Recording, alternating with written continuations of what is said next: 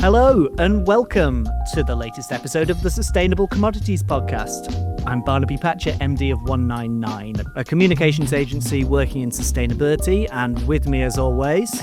Well, I'm jumping in. I'm so excited about this one. So it's Judith Murdoch from Murdoch Associates, and I work in forest risk commodities, but specialise in palm oil. Yeah, and as two self-professed palm oil geeks, I think professional experts is the words we use on LinkedIn, but we're really excited about our guest today. It's someone we've been trying to get on the podcast for almost 2 years.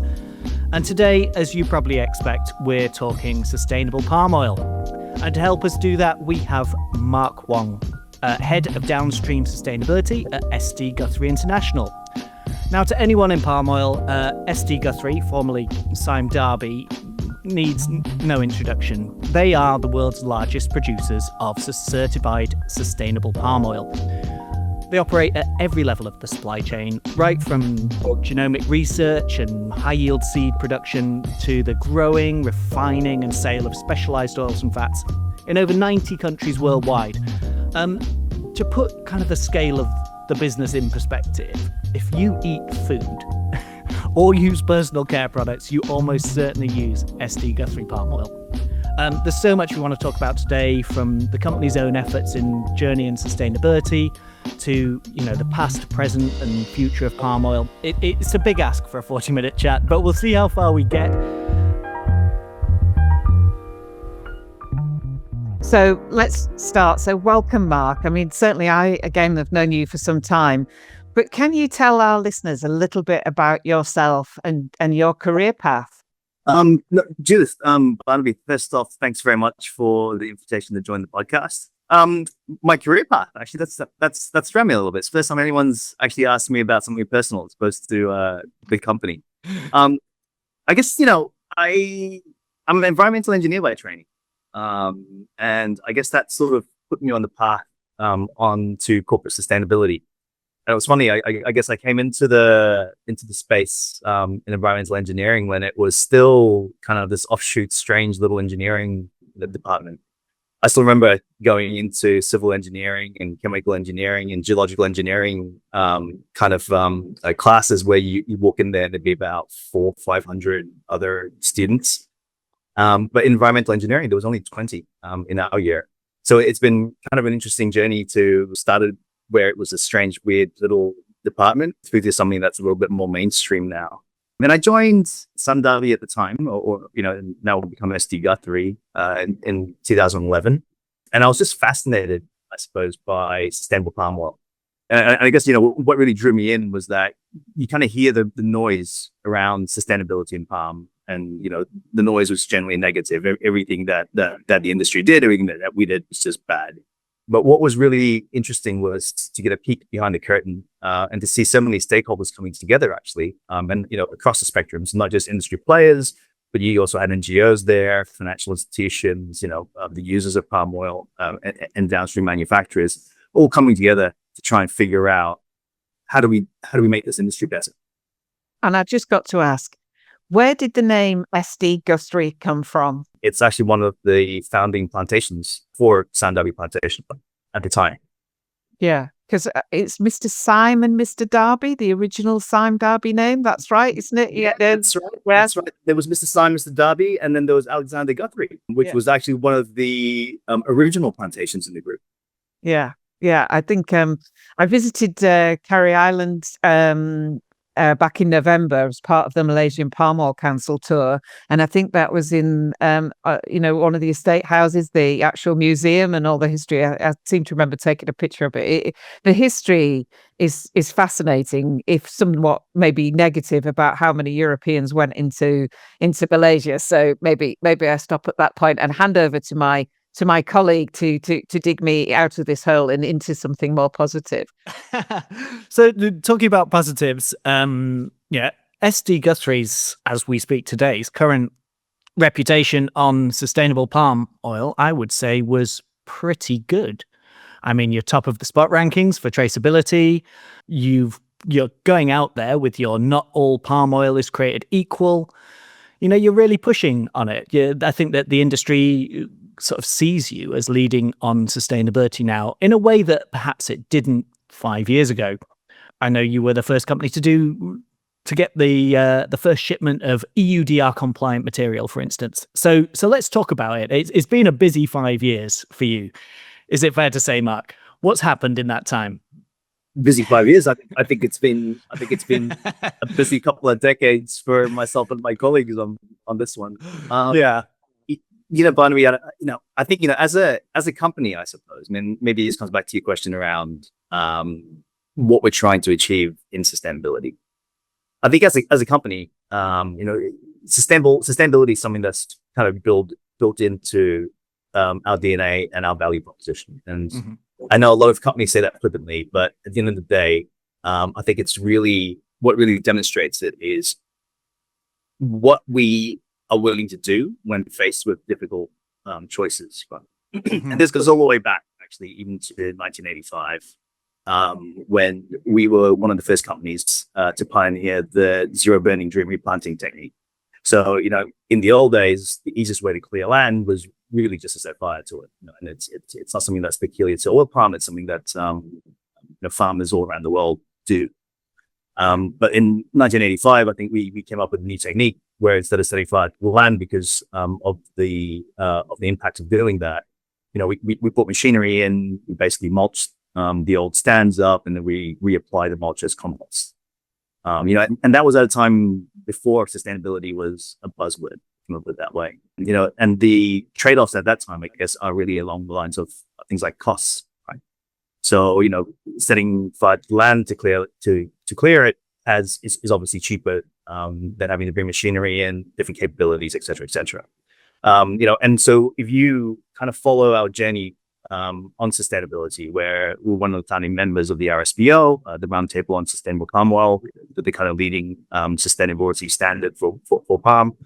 We're one of the founding members. We were, one of the first companies to get certification. In fact, today we're 100% certified to the RSPO. All of this were efforts that we put in even before the market actually rewarded us for it. Up till present day, I suppose, where again, the interesting thing about sustainability is that it's something that's always evolving. So things that we've achieved, things that we've set out to do and done doesn't mean that, we've reached the end goal. It's always about us really kind of internalizing opportunities for us to improve. There might be other areas that we were not focused on as much that have suddenly come to the forefront. But we need to come up with new, kind of approaches for that. But Barnaby, I think, when you say we've had a busy 5 years, I'm assuming that you're alluding a little bit to some of the forced labor issues that we ran into a couple of years ago. Yes, I am. That's right. Tell us about those. I'll let you. I won't put my slant on it. I'll let you tell me what happened and then what you did. I think, which is probably the most interesting part of the conversation. Sure. I mean, so in a snapshot. We were slapped with the US Customs full release order. And the basis for that was really on suspected forced labor issues within our operations. This happened around 2020. I think it was around Christmas time, because I remember it was a really interesting Christmas in the present from US Customs. And if I'm honest, it took us by surprise because, again, in 2020, these were issues that we'd already been working on for, a number of years. So, through the RSPO certification, there are ILO indicators which are built into that, and labor controls that we demonstrate. We had come up with our own forced labor commitments as well on top of the RSPO, looking at things like recruitment fees, for example, and putting some controls and stuff into place. Sort of fast forward several years later, what we then did in that period of time, I suppose, were a couple of things.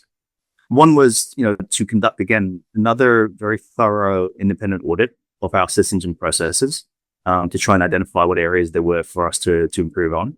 We prioritized and highlighted the key ones. And we could spend, a couple of weeks talking about this. In essence, it was really looking at the way that we controlled potential recruitment fees, within our employment processes. It was about being able to come up with mechanisms to repay recruitment fees should they have been paid, and we're able to find out about it. But really, it was also about being able to improve grievance channels as an example, the way that we maintain and look at housing for our colleagues in the field. And interestingly enough, the last one was really about an opportunity for us to see how we improve engagement, that we had with our colleagues. Judith was talking a little bit earlier on before the podcast started up about the history of the industry, and it's Alexander Guthrie, Mr. Sime, Mr. Darby. So very colonial roots to the industry.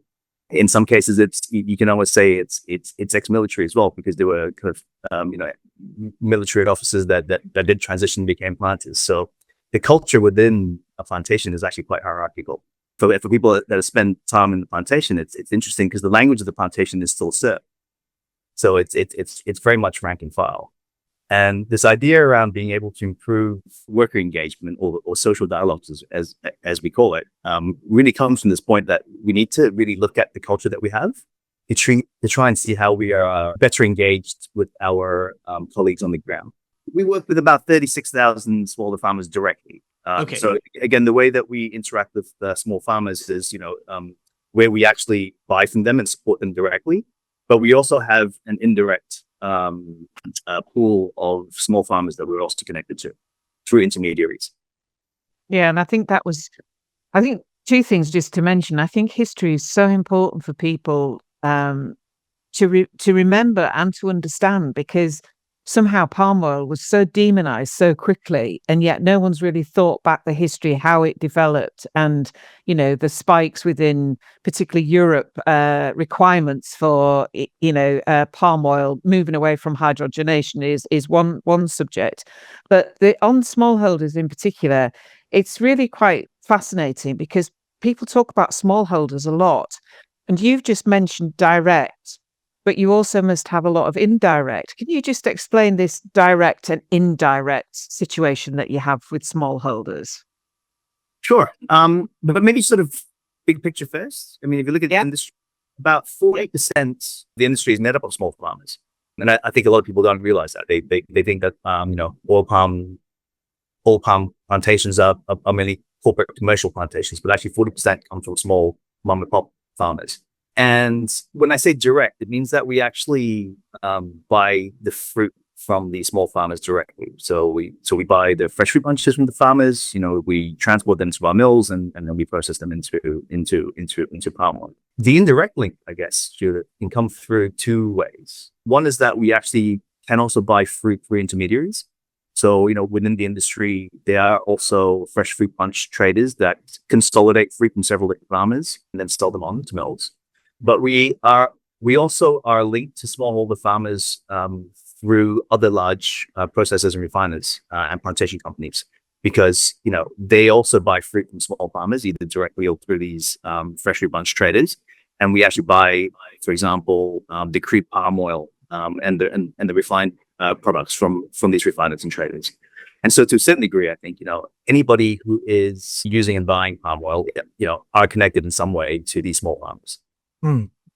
I mean, I guess from a sustainability perspective, that brings up some real challenges, because not just the scale of it, but just the sheer number of people involved and reaching them and standardizing things. How have you managed that at SD Guthrie?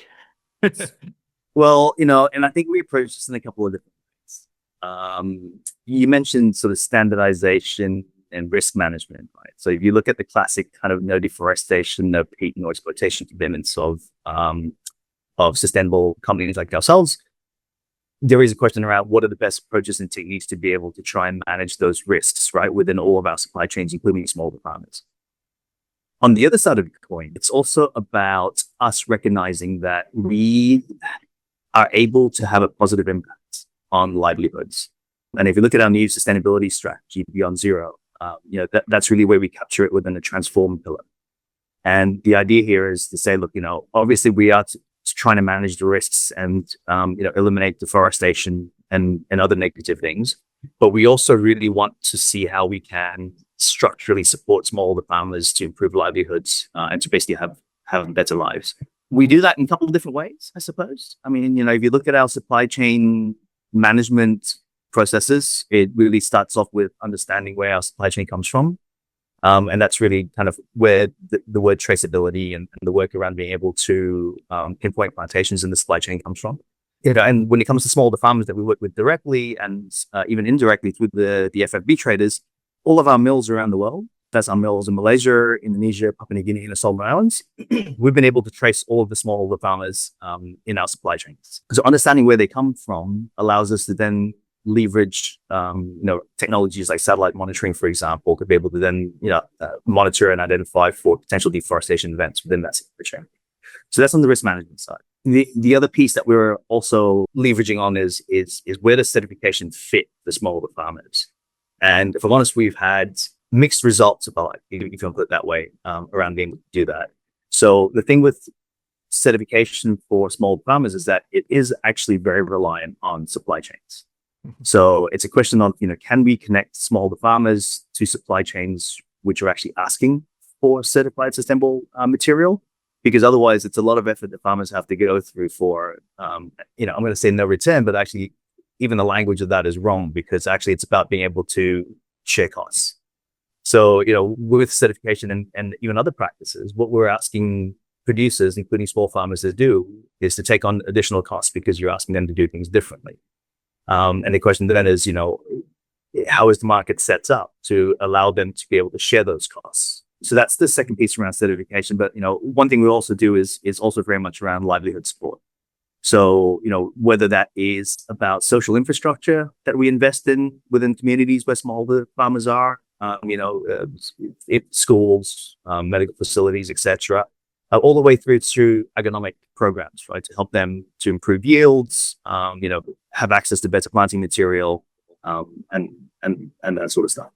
Because you've got your own, there's so much I want to unpack there. I guess let's start, in fact, with the one of our favorite topics on the podcast, EUDR. So you can all drink now, all the listeners. That comes up every time. But I guess with your supply chain, EUDR compliance, it sounds like you had it covered. How much of a challenge was it in reality? EUDR. Well, let me start off by saying that, with the EUDR or the EU deforestation regulation, I think the heart's in the right place, but somehow it became, the issues come with the design of the way the regulation is constructed, right? You don't need to tell us that. That's a very, very, very common held belief certainly on this side of the podcast. And at the end of the day, one of the biggest challenges around EUDR compliance that we foresee is really around data management. So number one, the sheer volume of information and data required to be able to demonstrate compliance is challenging. And number two, even if you've been able to consolidate and gather all these data points to be able to demonstrate compliance or potentially try and demonstrate compliance, because, it still remains to be seen exactly what will be accepted and what will not. There is then also a question of how is this data shared through the supply chain? I think for us, because of the vertically integrated nature of our operations, and internally we use the term called one string to be able to identify where we have been able to work out supply chains that originate from our own operations. It means that we have much more control over the supply chain.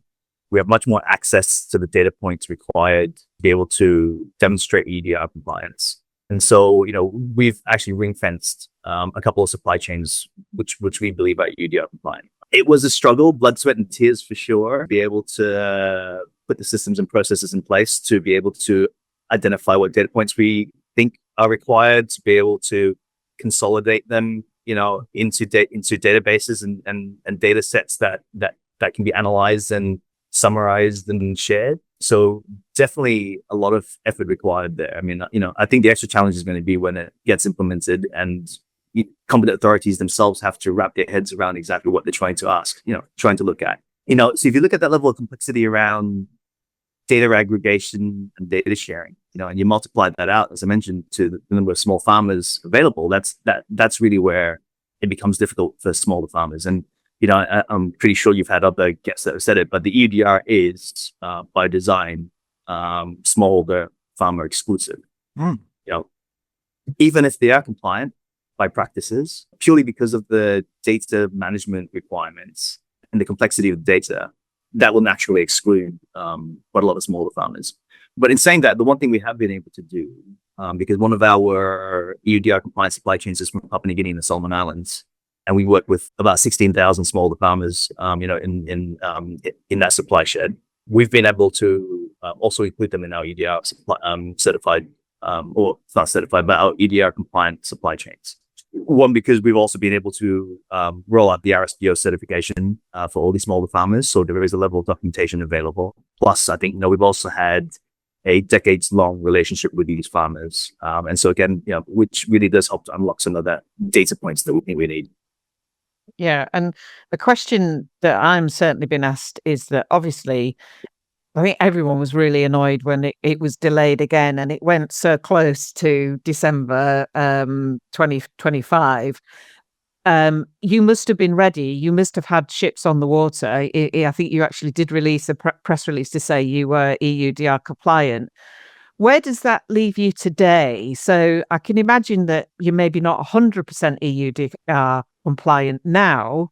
And obviously it's about putting it into the system and all that kind of stuff. But where are you as a business? Because one of the things is that to actually suddenly change your strategies and your supply chains is a huge effort. Where are you now? Because definitely people are asking me, well, is palm oil verified deforestation free verified, and is that verified under EUDR even though it's not in place? So what's your company position right now on supply? So, and just to be clear, the intention for us is not to be EUDR compliant across all of our operations. And again, that's purely because of the practicality of trying to do so, or the impracticality of trying to do so. So what we have done is that we have identified our EUDR compliant supply chains. At the moment, it's mainly out of Malaysia and also Papua New Guinea and the Solomon Islands. We've prepped our systems to be, where we're already in the background, even with this delay, collecting all the data points and managing the databases required to demonstrate compliance from these supply chains. And I think it's really just a question, Judith, that when EUDR does get implemented, then we restrict our supply chains into Europe from these supply chains.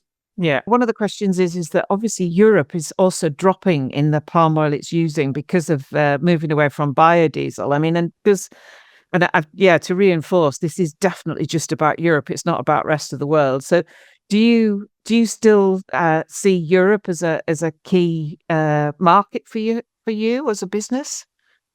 I think for us, yes. I mean, look, Europe is a mature market. We don't play so much into the biodiesel space here in Europe, but we're mainly, shipping palm oil products for food. And it is still, one of the key markets for us and that we're committed to. It's certainly not a growth market. It's a competitive market, but it's one that we're committed to. Yeah. Yeah, because I think the temptation, and certainly from some of my conversations I've had, is to go, well, okay, Europe, you want all of this information, you want all of this complexity. There's really no additional premium going to be paid for it other than it's pure cost. Why don't we just go and sell to China and to India, who want our palm oil and don't want the data? It's pure cost for sure. I mean, if you think about the systems and processes and things that we have to do to be able to demonstrate compliance, there is definitely additional frictional costs for compliance. But I think the bigger cost is really going to be around economies of scale and logistics. If you're dealing with smaller volumes or smaller supply sheds, for example, and less flexibility in terms of how supply sheds can be brought into the mix, you're dealing with much more frictions when it comes to logistics and supply. And so, Barnaby, I think you're absolutely right. I mean, the one thing that EUDR is going to result in is, I think premiums are the wrong word, but they are definitely going to be additional supply costs involved. Yeah. Where premiums are the right word, I guess, would bring us back to certification, which you mentioned in terms of you've got 100% RSPO certification. Now, as far as I've seen, certainly on the credit side, obviously the value of those credits has dropped. What is the current kind of position for you on certification? So, I mean, with RSPO certification, we're still committed to the RSPO. And so, we've maintained our 100% RSPO certified status, and we, for quite a number of years now. I think it's probably even maybe even a decade. I think we hit 100% in 2016, somewhere around there.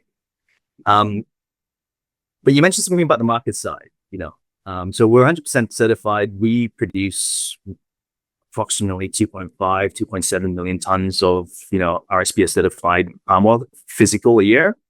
Do we sell all that certified? No, we don't. And I think, even if you look at the RSPO statistics for a number of years, you can see that the uptake of certified palm oil is roughly about 50% of what's being produced, and has been for, quite a number of years now.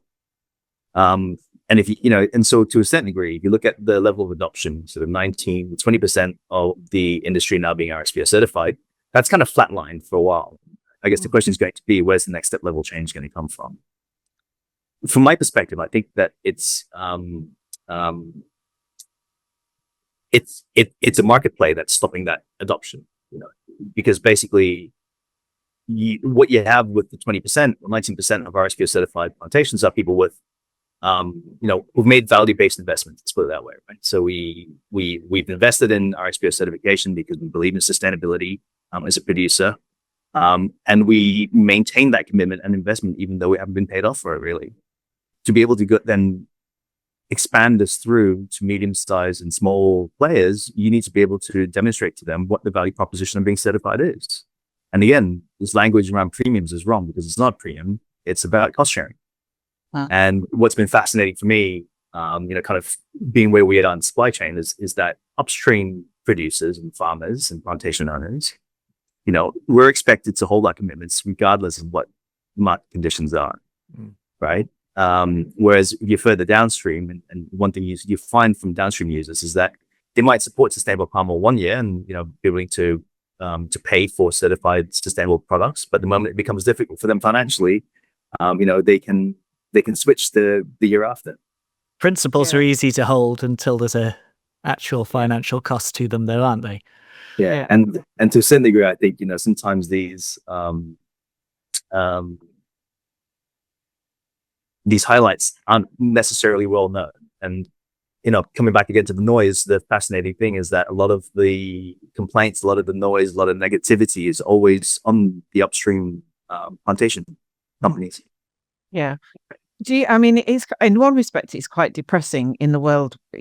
I'll mention Donald Trump, another negative mention in terms of when we talk about negativity around EUDR. I mean, and the impact of this move away and away from sustainability. But I do also believe that a lot of people are focused on it. And a story I did hear actually from a certification body based in China is that the EUDR has pushed people towards becoming certified in China. They were in the home and personal care. And that was kind of interesting because, I was quite shocked to see this certification body recently at a conference. I think there's a positive. So could you make comment to where you might see is an emerging market for sustainability, or is it now everybody's responsibility? People listening, today, it's like, it's no good just shrugging your shoulders and saying, well, we want this, but we're not prepared to pay for it. So which markets do you think are in growth outside of the European market? And do you see sustainability on hold at the moment, or do you see that there's hope? I think, well, let me start by saying that I think that there's definitely a lot of tension around companies making sustainable choices at this point in time. Let's put it that way, right? Yeah. given the financial operational challenges that a lot of our customers are facing at the moment, you definitely see them struggling a little bit around whether to pay the higher prices for more sustainable choices. And I think it's still a process and a debate and a tension point that a lot of companies are working through, right? So that idea around paying more for better things is definitely a tension point. At the same time, though, Judith, the one thing that we do see is that demand for certified sustainable products is no longer just confined to Europe. I mean, so Europe, is still the largest market for certified sustainable palm oil products, but we do see, and we have seen it in recent years, new demand coming up in places like, in Asia Pacific, for example. It's still not a flood, but, definitely companies and customers who are not Europe based are starting to look at sustainable products. I think for us at the end of the day, and it's interesting because the industry is also kind of going through an interesting inflection point where if you look at palm oil, it has in the past always been looked at as this kind of commodity product, right? So everything's basically the same everywhere. It's just a question of pricing and, how cheaply can you actually get it from one place to the next. The one thing we're seeing with sustainability, and we're also seeing increasing demand for higher quality spec palm oil, is that the industry is also going through a process where there is a differentiation of the product. So I think, palm is no longer moving forward going to be just this commodity product. I think there will be a commodity base to it, but there's definitely a part of the market that's looking for more differentiated palm because there are additional specifications, whether it's on sustainability or quality that customers are looking for. So would you say not all palm oil is created equal? And that's which leads us a little bit to our not all palm oil is created equal kind of proposition. Yeah, which is so just to, that is your proposition on palm oil, and that's how you use that to differentiate your palm from the market, from it being a commodity, as you just mentioned. I think it's a really good phrase simply because it kind of encapsulates the entire conversation of the sustainable palm oil movement to some degree and beyond, as you mentioned, the quality. But, this is a message that we've been trying to get out in our professional careers, certainly on my side, for the last coming on 20 years. Tell us more about that. What does that mean to you? Maybe just a bit of background on the Not All Palm Oil is Created Equal campaign. It really started off because as a company, I guess we're getting a little bit annoyed that if you look at all the consumer facing kind of campaigns out there, there was nothing positive in that at all. And I guess where the frustration was coming from was that the industry had come a long way, over the last 20, 25 years. And, if anything, compared to a lot of commodities out there, you can say that palm has actually gone through a step level change in terms of how we approach sustainability. But none of this was really filtering through at all into language or messaging that was kind of easy for people to understand. The one thing about palm and sustainable palm in particular is that it's a very technical debate still, right? You find them on websites where there's about 4 or 5 different pages. We talk about emissions factors for carbon, palm oil mill effluent and greenhouse gas emissions and HCV, HCS, etc. Right? And so for us as a company, because we are kind of a B2B business, we don't have consumer facing material. We thought we'd have a stab at it.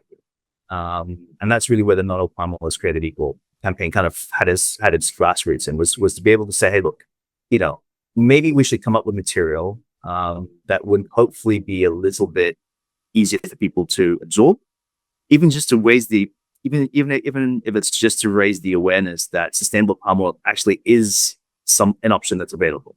Because I think a lot of people don't know that. I think that's right, and it's something that we've obviously done. I've done a lot of work with my clients on in the UK, and I think in the UK the conversation is changing a bit, but it's still there's a long way to go. If I say palm oil to your average person, there's still that recoil of palm oil's bad. Palm oil's bad. They're looking for the binary, but I think one of the challenges has been that the industry hasn't really wanted to talk about it. I think you're not. When I saw the first comms that you put out on this, probably a couple of years ago now, maybe 2024, maybe start of 2025. I applauded it. I was like, hey, there's someone coming out from the industry and saying, look, here it is. Why do you think the palm oil industry has been quite quiet on this message? I think it's because, if I'm honest, I think it's a couple of different reasons. I mean, if you break the industry up and you look at kind of the upstream plantation companies, again, not consumer facing, not usually used to having to put out kind of, easy to absorb material and messaging. So I think there is the kind of historical piece around that, around why plantation companies like ours necessarily stand up and say stuff. The other thing I think also is that, and even now as we go through this, that we're very aware that we're probably also the last people that consumers would trust as a big company, and so I guess there's always a fear that if you try and put anything out there that somebody's going to say, hey, look, these guys are greenwashing, etc. Especially when we know how nuanced sustainability is. And we'll be the first to put our hand up and to say, hey, look, we're trying our best, but does that mean we're perfect? No, we're not. Sustainability is all about having the right systems and controls and stuff in place to be able to meet not just issues that we are well aware of now, but even evolving areas. And so, there's all likelihood that there's going to be all of a sudden an NGO report that comes out that points at something that, they think we should not be doing or should be doing differently. So I think there's also always in the background this kind of instability that people feel around being able to, sort of raising your head above the parapet to a certain degree. If you look at downstream actors and users and brands, because if you think about it, these would be the groups that actually have that ability to reach out to consumers. They seem to be brand shy. Feels almost as if being able to say that they are palm oil free is, a far better and easier and cleaner message to put out there rather than sustainable palm. So the only ones, if you look at it, really the only ones who were putting palm oil messaging out there were negative campaigners. But in saying that, the one group that I applaud, and Chester Zoo in particular, was that, it was really the zoos, right? And Chester Zoo in particular that really stood up and said, hey, look, you know what? The industry's gone through a step change. I think it's really a time to be able to build better awareness around it. And in the end, it's about support for sustainable palm oil. Yeah. Certainly one of the things that, and we, both have worked with, certainly we've done a podcast, or are hoping to do a podcast actually with Cat Barton, and their messaging is fantastic. And I know your refinery in the UK has held probably annual meetings, maybe for the last 3 years, actually at the zoo, and they've got some fantastic messaging around palm oil. And I think people are shocked about where is palm oil. I certainly think that it's a business to business message. I see so many people who are maybe in sales or maybe in the procurement, and they don't understand palm oil and they don't understand commodities. Somehow it comes, palm oil, timber comes from a shopping basket, and it doesn't, beef doesn't have 4 legs at one point. They forget where everything is coming from. I mean, in terms of your what you're doing at the moment, what are your really standout things that you're really proud of? I mean, you've the seeds and that sort of side of it. Is there any regenerative agricultural work that you're doing, or any specific projects that you're really proud of at the moment as a business?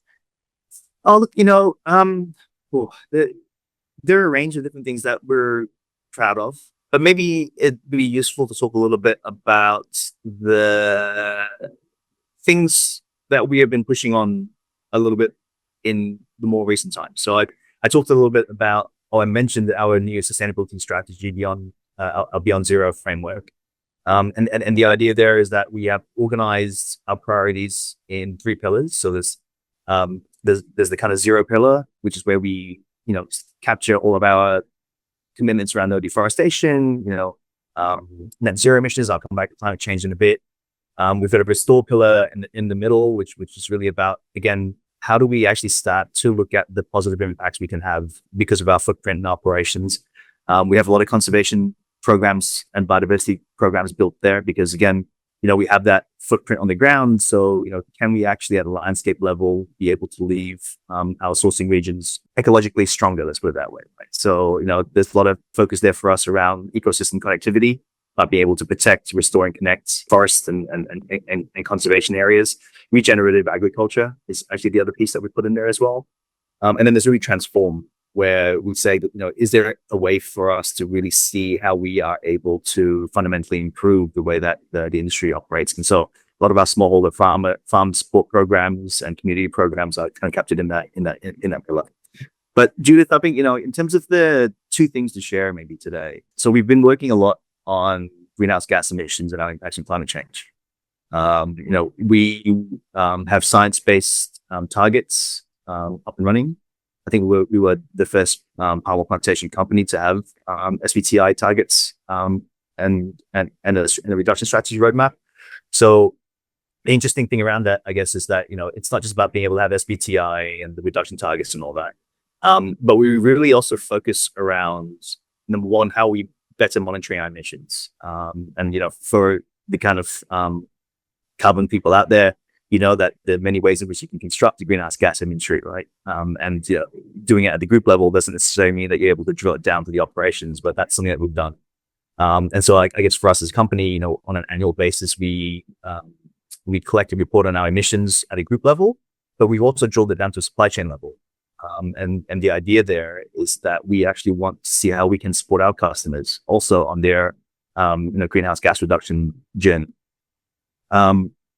The second piece around it, I think, is that we're also now taking a bite out of regenerative agriculture for palm. It's something that we have been looking at for a long time, but haven't really kind of jumped into. But now we have, and this year we are working on a transformation project with WWF. So we've actually just partnered with them, and we just launched that a few weeks ago, in fact. And the whole idea there is to be able to say, or to be able to work out exactly what does regen ag for palm oil mean on the ground. We are going to be piloting this with them in a plantation or in several plantations, but one mill and one operating unit in Sabah in Malaysia, to be able to work out, when we talk about regen ag for palm oil, what does this actually look like on the ground? Right? What are the indicators that we should be collecting? What are the ways in which we should be assessing where the gaps are, and ultimately to be able to identify what the improvement activities should be.